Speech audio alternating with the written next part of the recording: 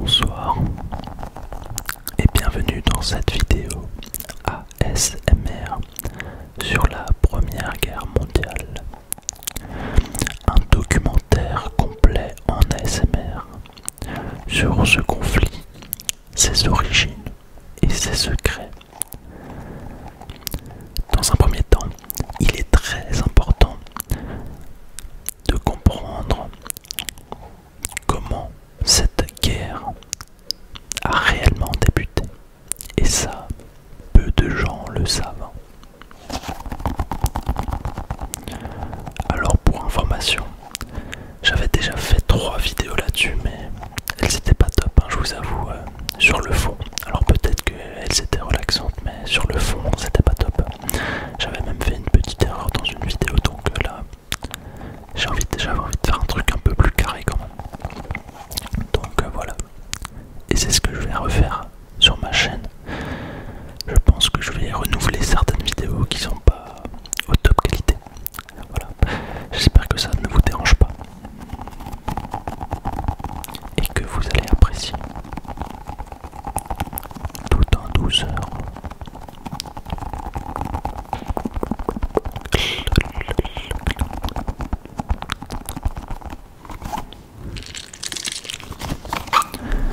En 1912, la Serbie, la Bulgarie, la Grèce et le Monténégro forment une alliance appelée la Ligue balkanique pour chasser l'Empire ottoman des Balkans, donc les Turcs.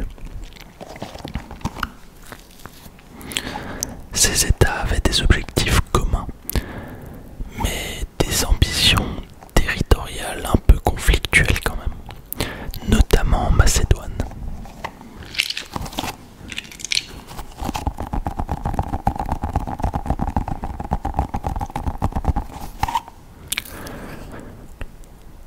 En 1908,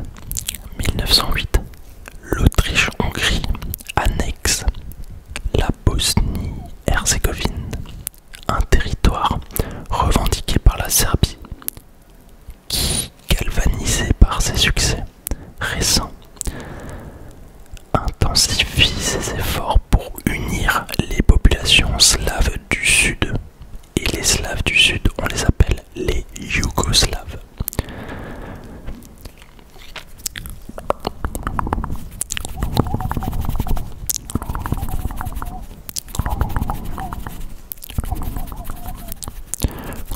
Donc la Serbie, elle a des territoires sous son contrôle. Elle va intensifier ses efforts pour unir les populations slaves du Sud dans ces territoires sous son contrôle, en opposition à l'Autriche-Hongrie. Et ce projet-là, il a un nom.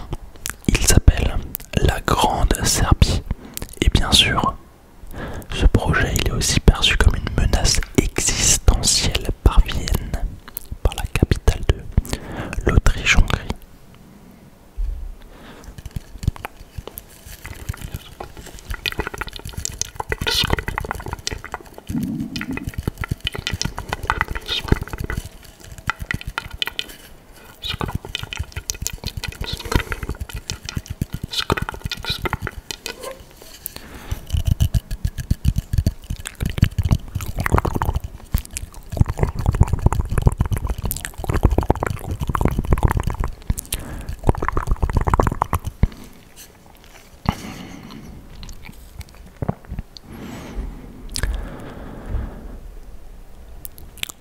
Des groupes nationalistes serbes vont alors naître, comme la Main Noire. La Main Noire. Ces groupes voient la domination austro-hongroise en Bosnie-Herzégovine comme un obstacle à l'unification des Slaves.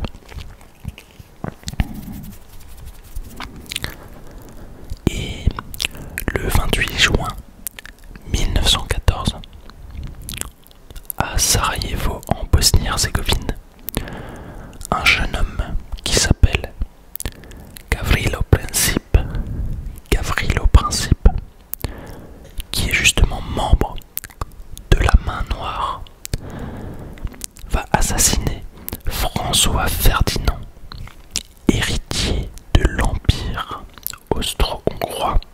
ainsi que son épouse.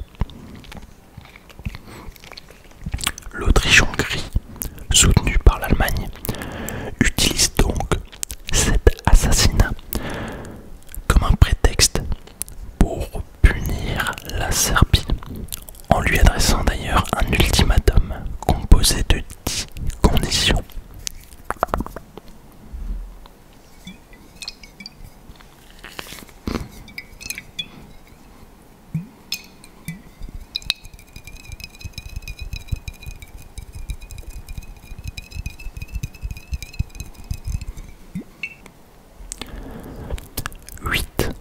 Des 10 conditions furent immédiatement acceptées par les Serbes sous la pression de la Russie et de la Grande-Bretagne. Mais cette réponse n'est pas satisfaisante pour l'Autriche, qui déclare officiellement la guerre à la Serbie le 28 juillet 1914. Le 28 juillet 1914. Pour retenir, c'est simple. Tu prends la fête nationale française et tu fais juste, tu la multiplies juste par 2. 14 fois 2, ça fait 28, voilà.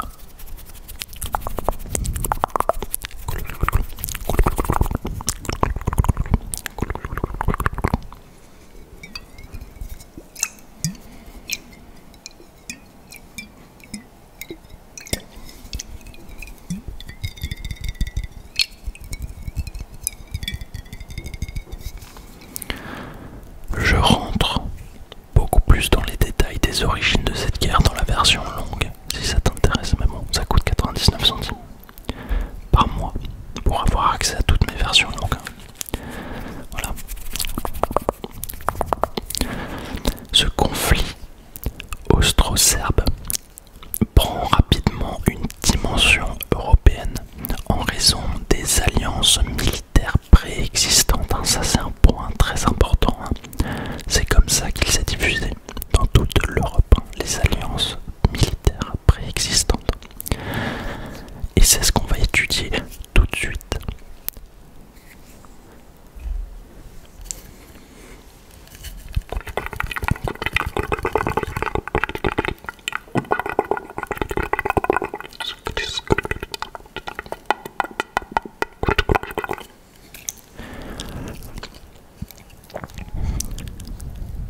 En réponse à cette déclaration de guerre, Nicolas II, qui est empereur de Russie, va mobiliser l'armée pour venir en aide à son allié serbe. Les Allemands avaient signé avec l'Italie et l'Autriche le traité de la Triple Alliance. L'Allemagne offre ainsi à l'Autriche-Hongrie son soutien inconditionnel. On lui donna un nom. Le chèque en blanc. Le chèque en blanc. L'Allemagne et l'Autriche-Hongrie, ils étaient comme cul et chemise. Le chèque en blanc, preuve du soutien inconditionnel de l'Allemagne envers son allié austro-hongrois, ça faut retenir. Enfin, c'est ce que tu peux mettre dans tes cours, dans ton examen, dans ta dissertation, dans tout ce que tu veux, dans tout ce que tu veux, tout ce que tu veux.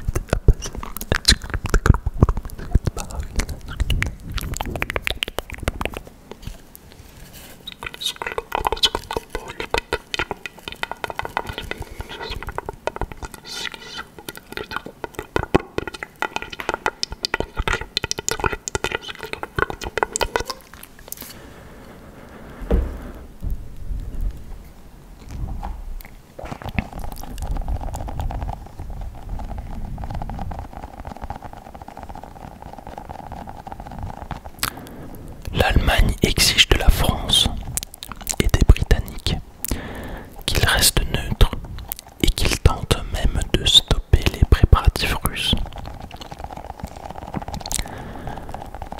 La France refusa et proclama la mobilisation générale le 31 juillet 1914.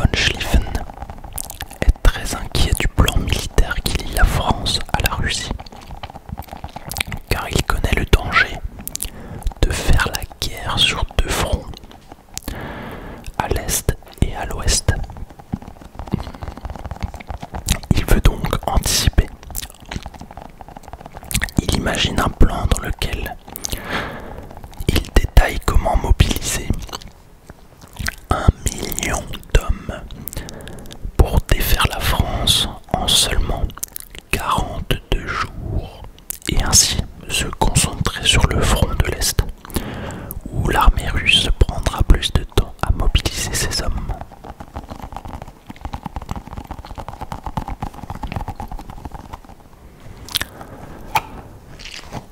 Le 1er août 1914, l'Allemagne déclare la guerre à la Russie.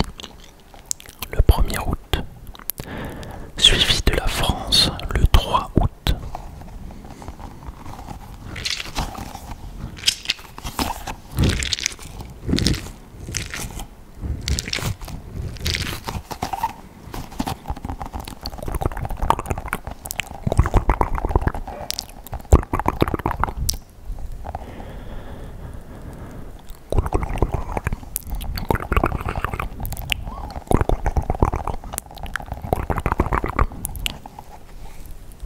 L'Allemagne exécute alors le plan Schlieffen.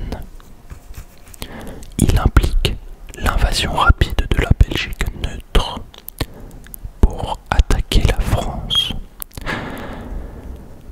La Belgique refuse la demande des Allemands de passer par leurs terres.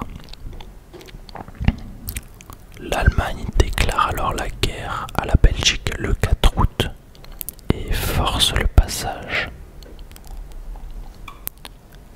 Cette invasion allemande est une violation directe de la neutralité belge. Le Royaume-Uni, garant de cette neutralité, déclare alors la guerre à l'Allemagne le même jour.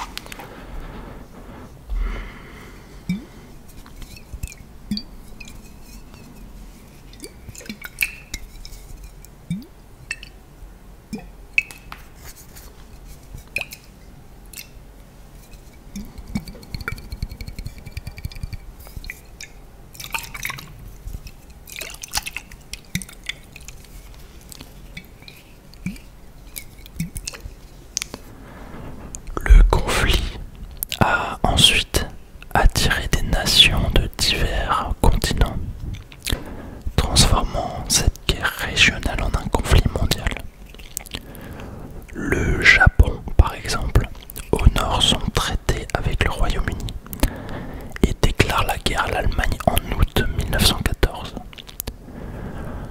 L'Empire ottoman, quant à lui, va rejoindre les puissances centrales, donc l'Allemagne et l'Autriche-Hongrie, en novembre 1914, en partie d'ailleurs pour contrer la Russie dans la région du Caucase.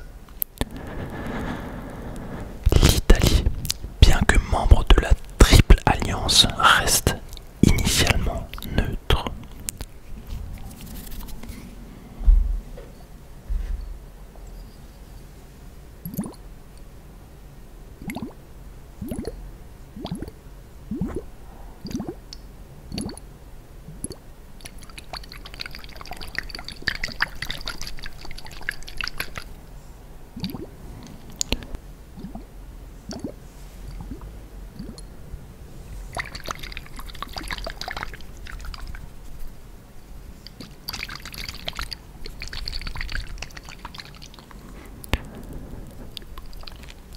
En mer, la marine britannique, qui est la plus puissante du monde, impose un blocus naval à l'Allemagne et tente donc de mettre à genoux l'économie allemande.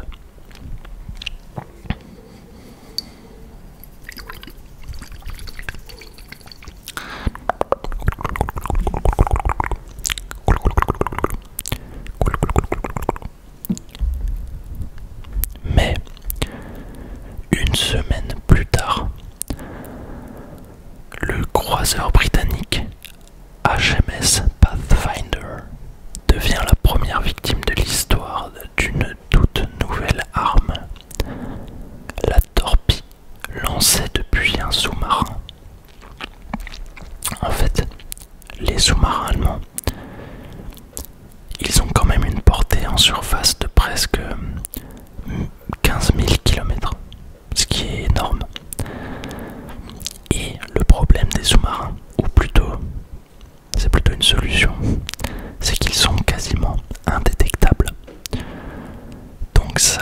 c'est vraiment pour la marine britannique, c'est un enjeu, c'est un défi, c'est un challenge énorme.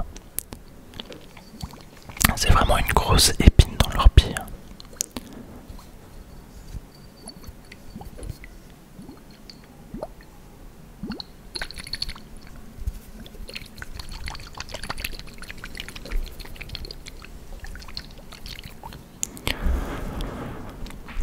Sur le front de l'Est, l'armée russe envahit la Prusse orientale, mais ils sont repoussés par les Allemands lors de la bataille de Tannenberg.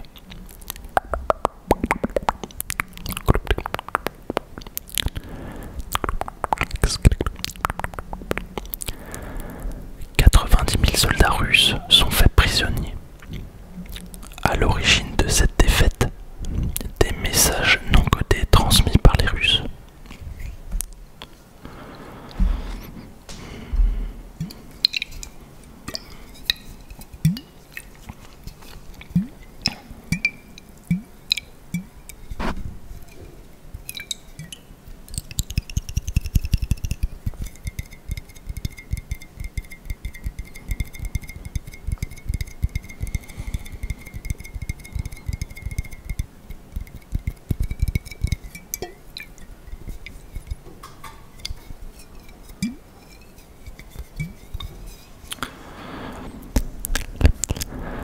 Pendant ce temps, l'Autriche-Hongrie subit une défaite humiliante en Serbie lors de la bataille du CER, le 24 août 1914, ainsi qu'une autre défaite en Russie. Les Allemands sont alors contraints de lancer une offensive de diversion à Varsovie, mais aucun des deux camps n'obtient de victoire claire. Et à cette même époque, les troupes russes franchissent la frontière turque dans le Caucase. Je vous mets la carte juste ici, que vous ayez un petit peu une vision d'ensemble.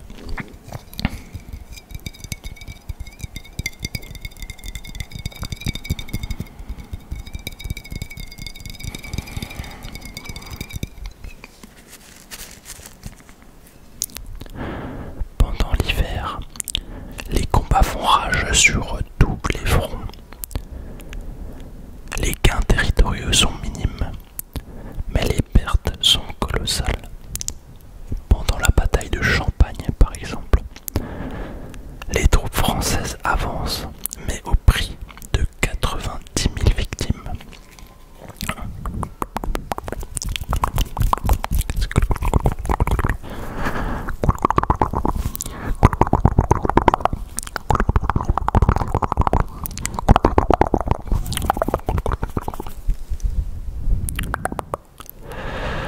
Le 19 février 1915, les Français et Britanniques envoient conjointement des navires de guerre aux Dardanelles pour menacer Constantinople, l'ancien Istanbul.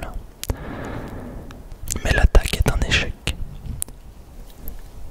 Et dans les tranchées, c'est l'impasse. Les assauts alliés sont stoppés par les barbelés et les tirs nourris. Les tirs nourris allemands, bien sûr. Pendant la bataille de Neuve-Chapelle, les troupes britanniques et indiennes subissent 11 000 pertes. C'est énorme.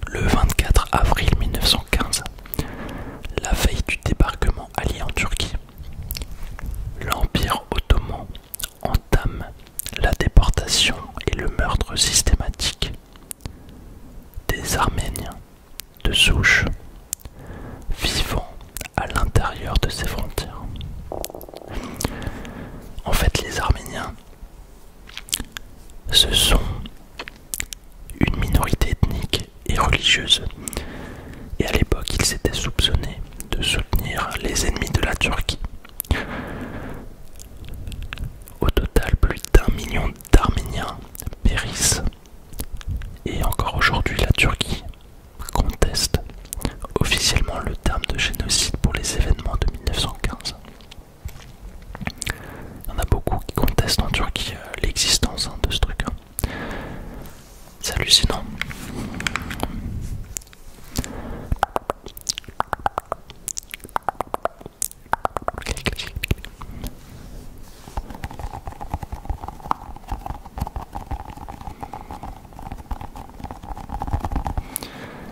Au Japon, petite anecdote. Au Japon, j'avais rencontré un Turc qui vivait en Allemagne. Et je lui avais montré ma chaîne parce qu'on a beaucoup parlé, on parlait en anglais. Et justement, il m'a dit à un moment donné, je lui dis que moi je faisais surtout confiance aux historiens, beaucoup moins aux politiciens. Et on en est venu à parler de ce génocide arménien. Et il m'a dit, mais ce génocide il a jamais existé, il n'y a jamais rien eu. On n'a jamais fait de mal aux Arméniens, il n'y a aucune preuve. Quand il m'a dit ça, je connaissais pas trop le sujet, donc je suis allé me renseigner. Ça m'a pas étonné qu'il dise ça puisqu'il est turc. Mais bon, normalement, c'est vrai qu'il faut quand même du courage pour admettre les erreurs de son propre peuple. C'est vrai.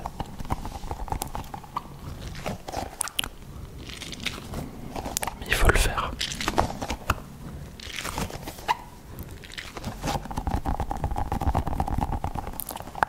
Enfin, c'est mon avis personnel.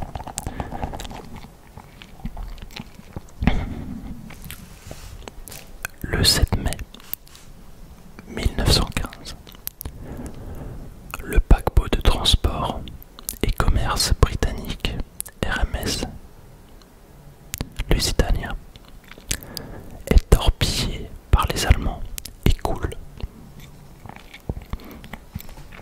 On dénombre plus de 1000 morts, dont une centaine d'Américains. Alors là, le président Woodrow Wilson et les Américains sont indignés. Pour autant, les États-Unis restent neutres parce que le paquebot servait à transporter du matériel militaire. Donc ça reste une cible légitime quand même, même s'ils sont pas contents.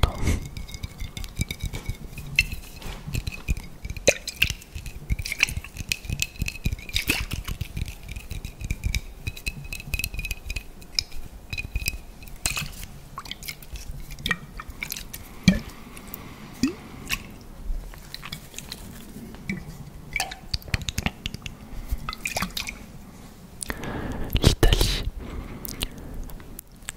est influencée par les promesses françaises et anglaises de gains territoriaux aux dépens de l'Autriche-Hongrie. Malgré son alliance, elle rejoint les Alliés et déclare la guerre à l'Allemagne et aux membres de la Triple Alliance.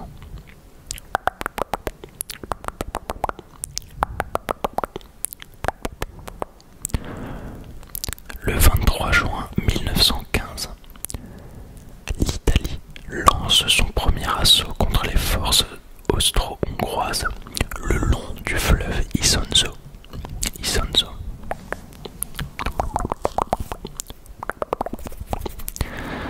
Bon, elle est quand même repoussée avec de lourdes pertes.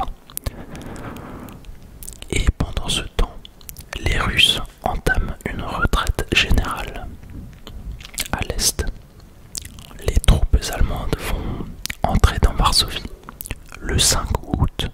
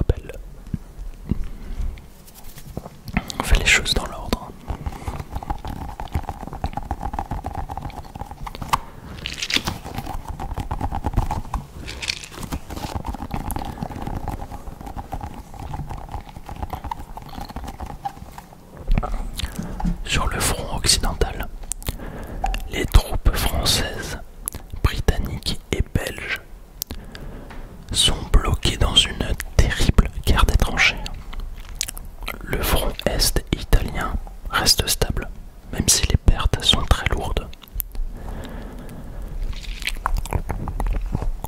Le 5 janvier, donc le 5 janvier, les troupes austro-hongroises attaquent le Monténégro. Je vous mets la carte ici.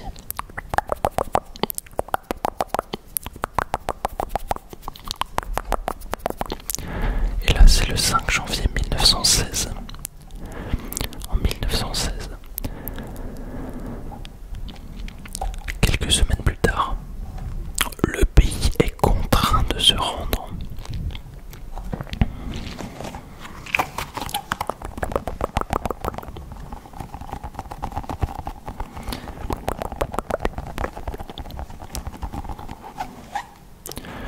Au Cameroun et en Afrique orientale, les combats font rage entre l'Allemagne et la Grande-Bretagne. Le 21 février, la bataille de Verdun débute quand les Allemands lancent un assaut d'ampleur. En fait, les Allemands savent que les Français vont défendre corps et âme cette ville symbolique qu'est Verdun. Ils veulent en fait saigner la France à blanc. Dans une guerre, c'est ce qu'on appelle une guerre d'attrition. Une guerre d'attrition.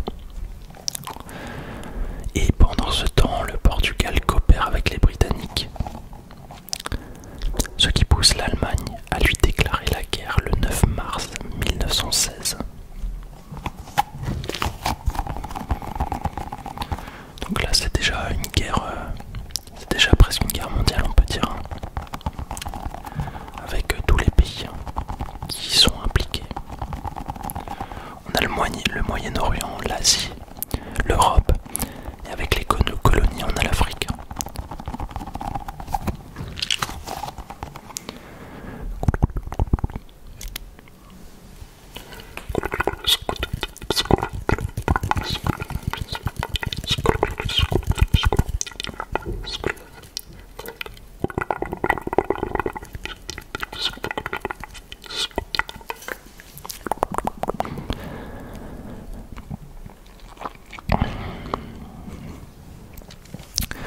Un autre acteur va bientôt rejoindre la guerre. En fait, le Royaume-Uni veut le soutien des Arabes dans sa lutte contre l'Empire ottoman. C'est pourquoi il leur promet un État arabe indépendant. Mais il signe secrètement avec la France l'accord Sykes-Picot, qui prévoit après la guerre de diviser le Moyen-Orient en zones de contrôle française et britannique. Et bien sûr, Hussein Ben Ali, shérif de la Mecque, ignore cet accord. Et Hussein Ben Ali va mener les Arabes dans la révolte contre la domination turque ottomane lors de la bataille de la Mecque le 10 juin 1916. Et ces forces vont réussir à prendre le contrôle de la ville sainte.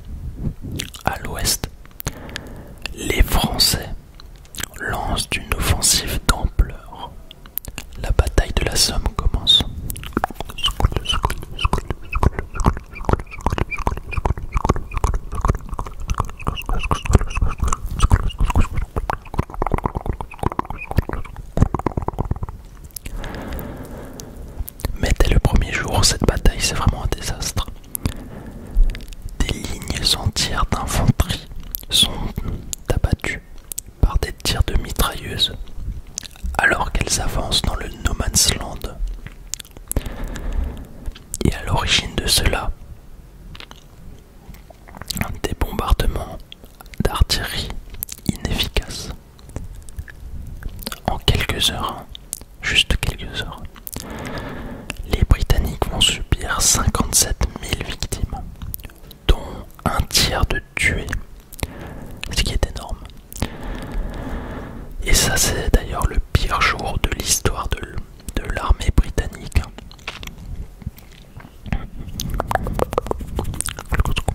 La bataille de la Somme, le 1er juillet.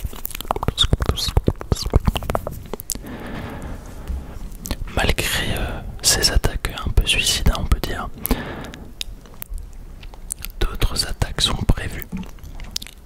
Et la bataille fera rage pendant 5 mois.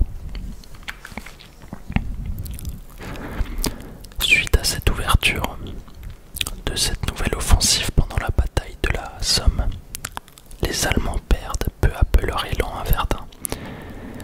Et le général allemand Erich von Falkenhayn est contraint d'annuler son offensive.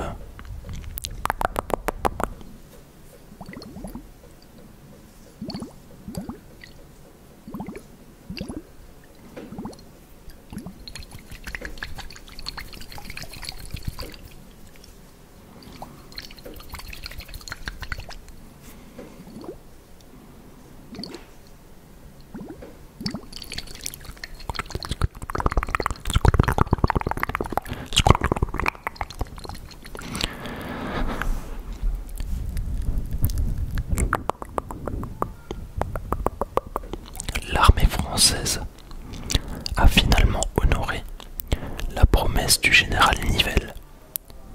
On ne passe pas.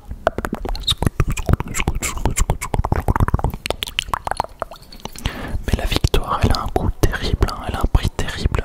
365 000 victimes du côté français et 336 000 victimes du côté allemand. Verdun est l'une des batailles les plus sanglantes de l'histoire de l'humanité.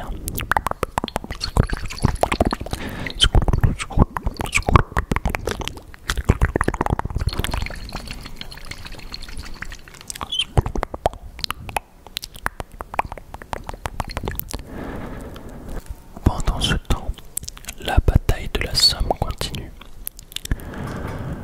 Le 15 septembre, près du village de Flers, les Britanniques introduisent une nouvelle arme dont ils espèrent qu'elle débloque les tranchées.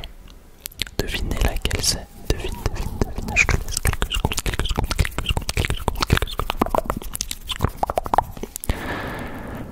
En fait, c'est le char. Voilà, tout simplement. Mais malgré quelques succès, les chars sont en trop petit nombre, premièrement.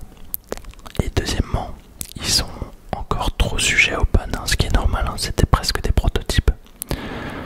Donc ils n'ont aucun réel impact stratégique, ils n'ont que des petits impacts tactiques. D'ailleurs, on en voit un dans le film À l'Ouest, rien de nouveau, qui pour moi est vraiment une masterclass. Donc, je vous conseille d'aller le voir, il est incroyable. Et moi j'adore les films, donc je vais pas vous parler de navets. Jamais je vous donnerai un navet à regarder. Après, ça dépend toujours des goûts, on est d'accord. Voilà.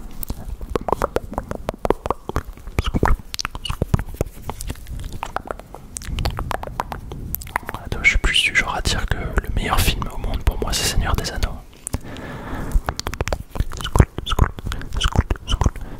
Après, c'est vrai que j'ai beaucoup de jeunes dans la chaîne. Et peut-être que certains jeunes qui me suivent n'ont pas encore vu Seigneur des Anneaux. Mais il faut aller le voir. Bon, bref.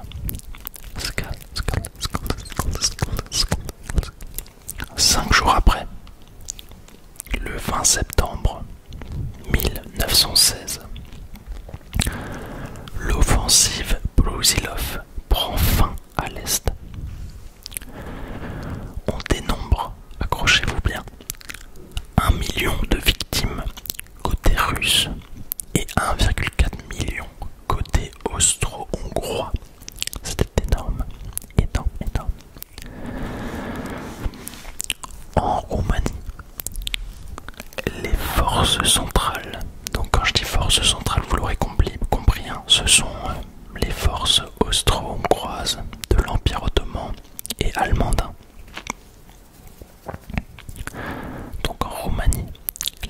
forces centrales poussent l'armée roumaine à l'est, qui finit par fusionner avec l'armée russe après avoir subi 1/4 de million de victimes.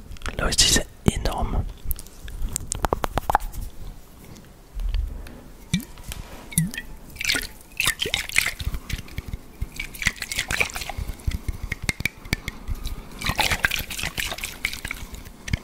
Au milieu de toute cette violence, le président américain Woodrow Wilson tente de proposer un accord de paix, mais aucune des deux parties n'est disposée à faire des concessions.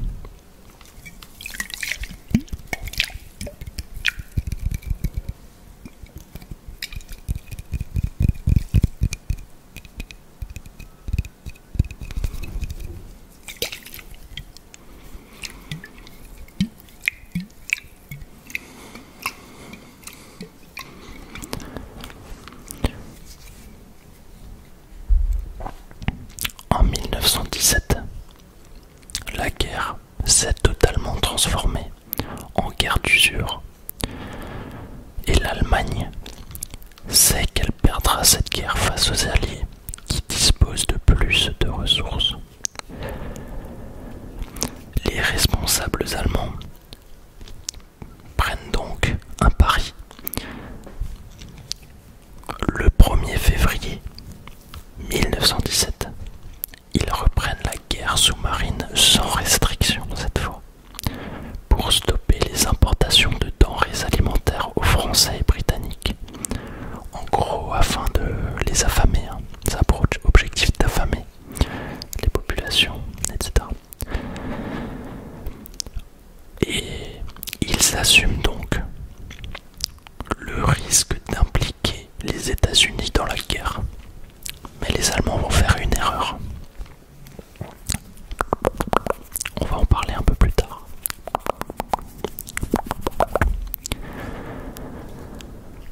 À peine 2 jours après le début de la campagne allemande, un bateau américain transportant du blé vers l'Angleterre est coulé par un sous-marin allemand.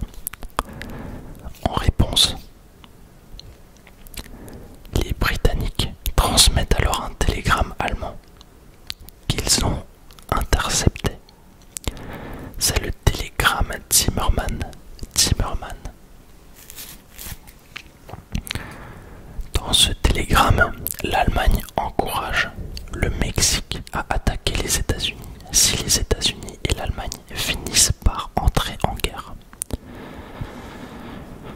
Et là, vous allez tous me dire, ce sont les Anglais qui auraient très bien pu inventer ce télégramme pour amener les États-Unis dans leur guerre à leur côté. Oui, c'est vrai. C'est ce que j'ai tout de suite pensé. Je suis pas idiot. Mais je suis allé vérifier. Et ce télégramme, l'authenticité de ce télégramme a été publiquement validée par Zimmermann lui-même quelques mois après. Et donc ce télégramme, il exerce une pression hyper forte sur le président américain. Là vraiment hyper forte. En Russie, le grand nombre de victimes et les pénuries alimentaires conduisent le pays à faire une révolution. Pendant ce temps, la révolution russe pousse le tsar Nicolas II à abdiquer. Un nouveau gouvernement est alors mis en place et il s'engage à poursuivre la guerre. Mais sur le front de l'Est, les troupes russes commencent à déserter en masse. Et à l'ouest, après une série de provocations allemandes, les États-Unis déclarent finalement la guerre à l'Allemagne le 6 avril 1917, ce qui permet aux Alliés de disposer de ressources considérables. Et là, c'est un peu un tournant dans la guerre. C'est même beaucoup un tournant dans la guerre. Parce que les États-Unis, c'est vraiment une puissance énorme qui dispose de ressources énormes.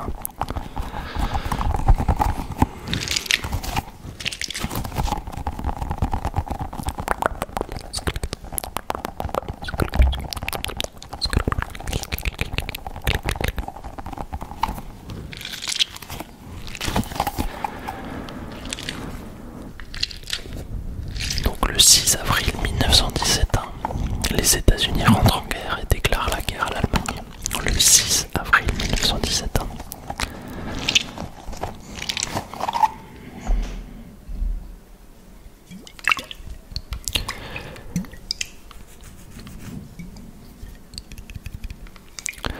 Dans les airs, la bataille fait rage. Les Allemands infligent de lourdes pertes aux Britanniques, si lourdes qu'on appellera le mois d'avril l'avril sanglant. L'avril sanglant. Le mois d'avril sanglant. Et ça c'est en 1917 bien sûr, je fais dans l'ordre. Le 16 avril 1917, le général Nivelle lance une offensive majeure. Et là, il faut bien comprendre que les États-Unis sont en préparation. Il n'y a pas encore de troupes américaines sur le sol français, belge. Ça prend du temps, surtout que ils sont très loin, très très loin.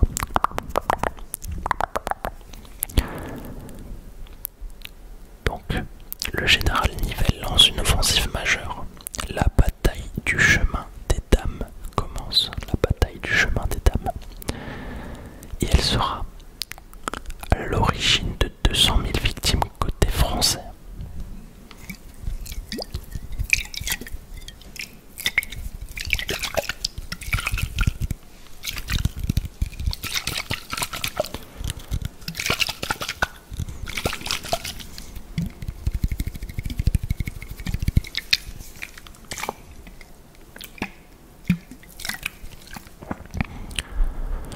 Le général Nivelle est alors limogé de son poste de commandant en chef et il est remplacé par le général Pétain.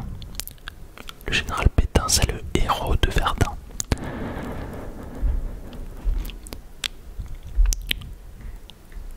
Sur le front sud de l'Isonzo,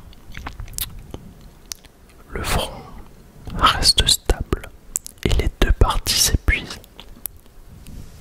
Et durant cette année 1917, la liste des nations alliées s'allonge. La Grèce, le Brésil, le Libéria en Afrique, la Chine et le Siam, ils déclarent tous la guerre à l'Allemagne.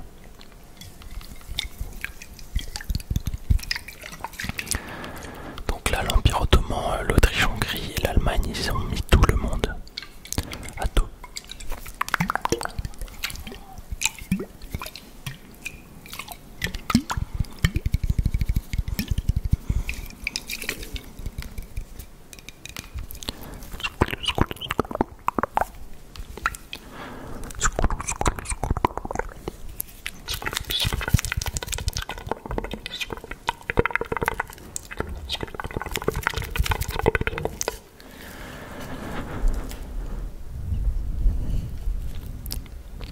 Finalement, en fin d'année 1917, les troupes britanniques parviennent à gagner du terrain et libèrent Jérusalem, mettant ainsi fin à 400 ans de domination ottomane le 11 décembre 1917. Le 11 décembre.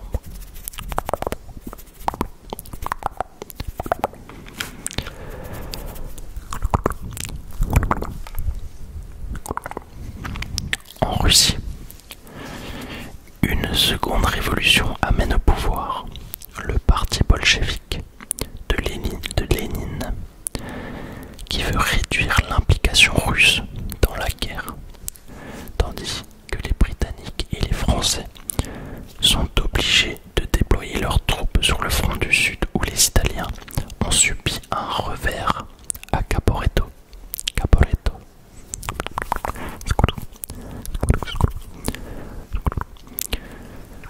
En cette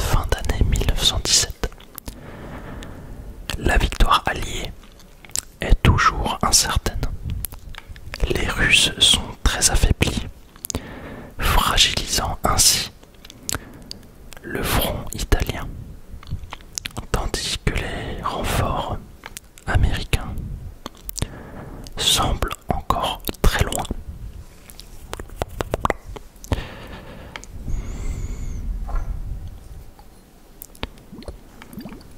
Le 15 décembre 1917, la Russie signe un armistice. Le front oriental allié n'existe plus et la Russie est oblitérée de la guerre. Oblitérée. Et ça, c'est un gros problème pour les alliés parce que l'Allemagne, elle peut enfin redéployer une partie de son armée qui était à l'est vers le front occidental. Et du coup, son général Erich Ludendorff prévoit une offensive ultime énorme, une grosse offensive pour gagner la guerre.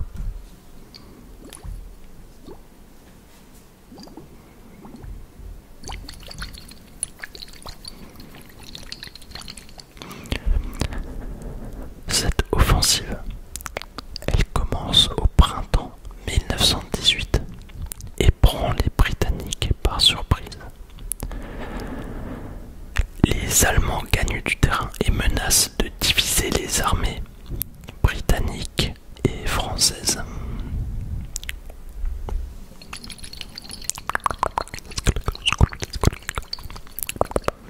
Aux abords d'Amiens, les troupes britanniques et australiennes improvisent une défense et parviennent à stopper l'offensive allemande. L'offensive allemande, en fait, elle va du coup basculer plus vers le nord. Et les Allemands vont chercher à s'emparer des ports de la Manche près de Calais. Mais là aussi, les Britanniques parviennent à la stopper. Dans les airs, les Alliés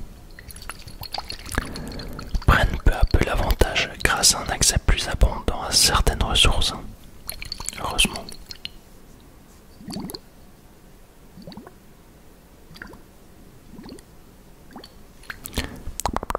Le 21 avril, le pilote allemand le plus célèbre nommé le Baron Rouge est abattu près d'Amiens.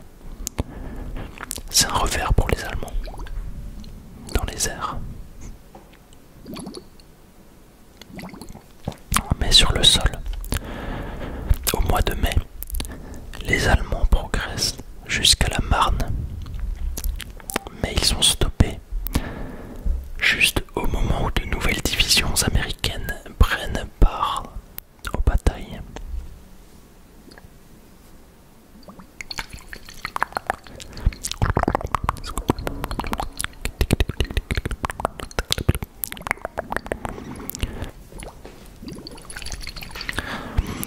Sur le front occidental, les troupes alliées passent désormais à l'attaque. Le 8 août, lors de la bataille d'Amiens, les troupes britanniques, australiennes, canadiennes et françaises avancent de 11 km en une seule journée. On l'appelle le jour noir de l'armée allemande. Voilà, les troupes allemandes, elles sont épuisées, elles sont affamées, démoralisées. Elles commencent à se rendre par milliers. Les Allemands, en fait, ils sont en quelque sorte en pleine retraite.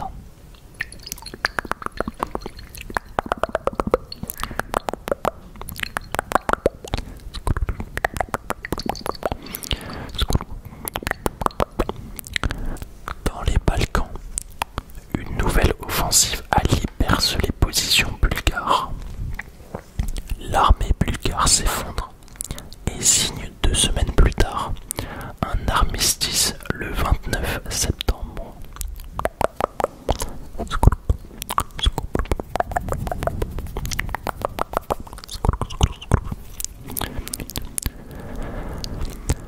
Au Moyen-Orient, face aux Turcs, les forces alliées poussent jusqu'à Damas et bientôt jusqu'à Alep.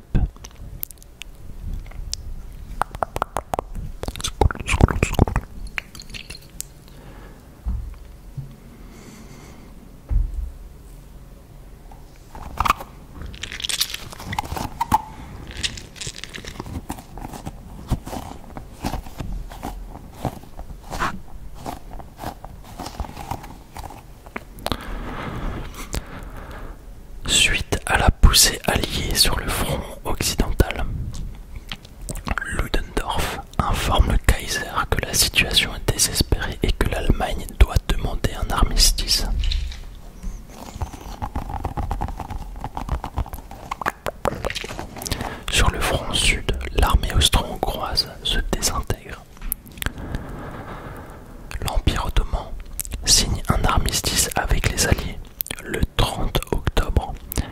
Et 4 jours plus tard, c'est au tour de l'Autriche-Hongrie de signer un armistice avec les Alliés.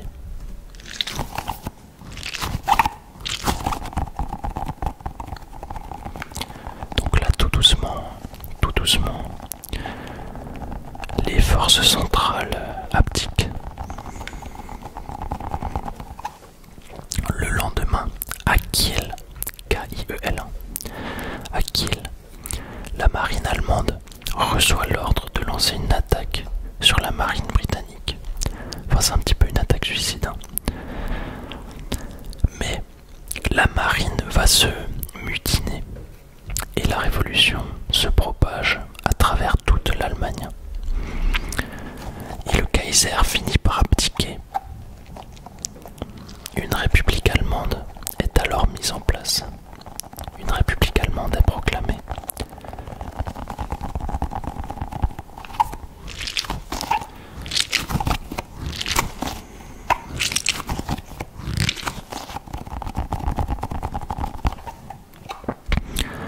Bon, je vous apprends rien, j'espère, mais le 11 novembre 1918, une délégation allemande signe l'armistice à Compiègne, dans la ville de Compiègne, à bord du wagon du maréchal Foch. Et elle entre en vigueur à 11h pétantin seulement. Mais les combats, ils vont se poursuivre jusqu'au dernier moment. Terrible, terrible, terrible. D'ailleurs, petite anecdote, le soldat américain Henry Gunter est tué à 10h59 pendant qu'il rechargeait une mitrailleuse. Et il est considéré comme le dernier soldat tué pendant la Première Guerre mondiale. À 1 minute, quelques secondes de la fin, c'est terrible.